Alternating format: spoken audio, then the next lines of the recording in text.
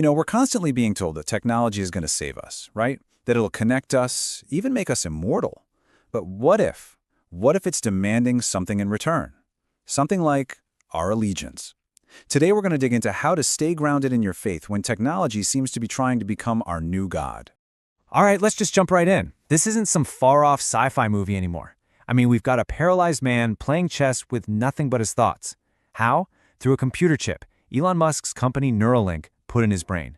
So yeah, the era of human enhancement, it's not coming, it's here. And that brain chip, that's really just the tip of the iceberg. It's all part of this much, much bigger movement called transhumanism. The basic idea is that our biology, well, it's just outdated hardware. And folks behind this think it's high time for an upgrade to create what you could call Biology 2.0. I mean, just look at the sheer scale of this ambition. We're not talking about minor improvements here. These are goals that, let's be honest, for most of human history were reserved for gods. Silicon Valley is pouring billions of dollars into companies promising to conquer death, to literally reverse aging. The goal isn't just to heal us anymore. It's to completely re-engineer what it means to be human. And when you really start to look closely at it, transhumanism starts to look a lot like a new kind of faith system. Technology is the temple. These enhancements, they're like the sacraments. And you've got futurists like Ray Kurzweil who literally plans to upload his consciousness to a computer, acting as its prophets. They're promising a new kind of eternal life, a digital resurrection. This isn't just about living longer, it's about defeating death itself. But here's the thing.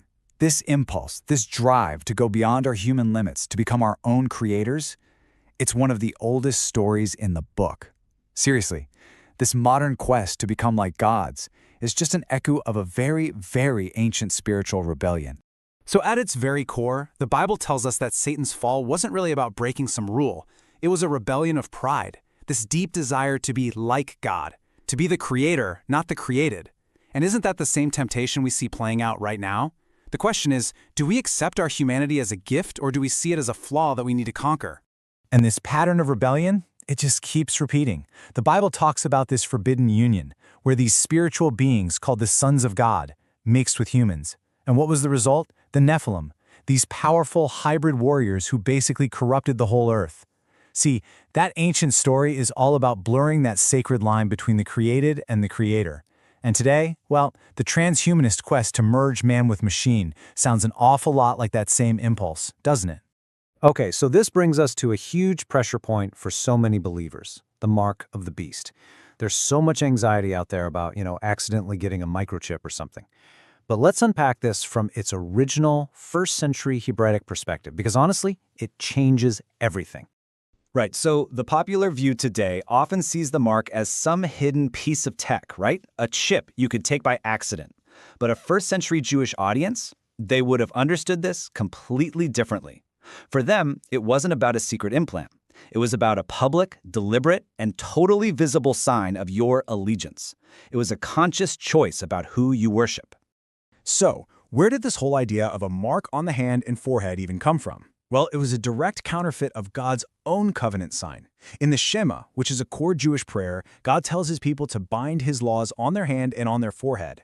This was symbolic, right? It meant their thoughts, the forehead, and their actions, the hand, belonged completely to him. So the mark of the beast isn't some new, scary tech idea. It's a rival covenant demanding that exact same total loyalty. So here's the bottom line, the most crucial point. You're not going to accidentally take the mark. It's a conscious, chosen allegiance.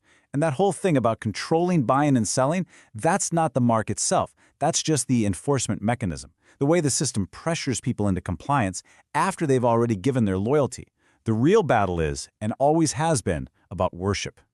Okay, so if the real battle isn't over a microchip, but over our allegiance, maybe the best counter-argument isn't something external. What if there's a profound message literally encoded inside our own biology? A powerful rebuttal to this whole idea that we're just flawed machines. Think about it. The whole transhumanist movement sees our biology as just outdated software that needs a serious upgrade. But what if that's not the whole story? What if our very DNA contains an intentional message, a signature left by its designer? Okay, now this is absolutely fascinating. A researcher named Greg Braden started exploring this connection between ancient texts and modern science. He began with gematria, that ancient Hebrew system where every letter corresponds to a number. Then he looked at the atomic mass of the main elements that make up our DNA. When he converted those scientific numbers back into Hebrew letters, an incredible message just appeared, encoded in every single one of our cells. It literally translates to God eternal within the body. And get this, it's not just some coincidence that only works in one language. That same message, God eternal within the body, pops up when you use the ancient alphabets of both Aramaic and Sanskrit. It's like this unifying signature, suggesting our biology isn't some random accident at all, but an intentional masterpiece. So, what do we do with all this? How do we actually live faithfully in a world where technology is constantly pressuring us to conform? Look, this isn't about running away from technology. It's about grounding ourselves and our families so we don't get swept away by it all. One of the most powerful practical things you can do is to reclaim your time and your attention. And you can do that by creating a digital Sabbath. It's a weekly, intentional choice to just break your dependence on all these systems that demand your constant engagement. It's really an act of resistance, and it builds real connection with your family, with nature, and with God.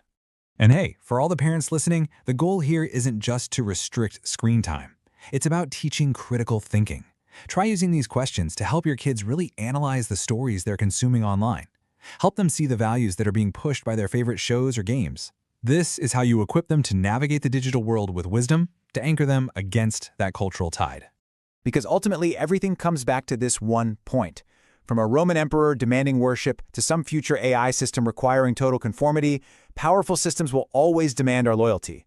The technology changes, but that core choice, it stays exactly the same. So the question isn't whether you will give your allegiance, but to whom. Thanks for watching another futuristic journey here at Tam BytZ. If you love what we do, make sure to like, comment, and share this video. Stay connected. Follow us on Facebook and Instagram for the latest updates and exclusive content. Don't forget to subscribe to our YouTube channel to never miss an update. Your support keeps us going. You can also support our work on Ko-fi. Thank you so much for your support. We'll see you in the next one.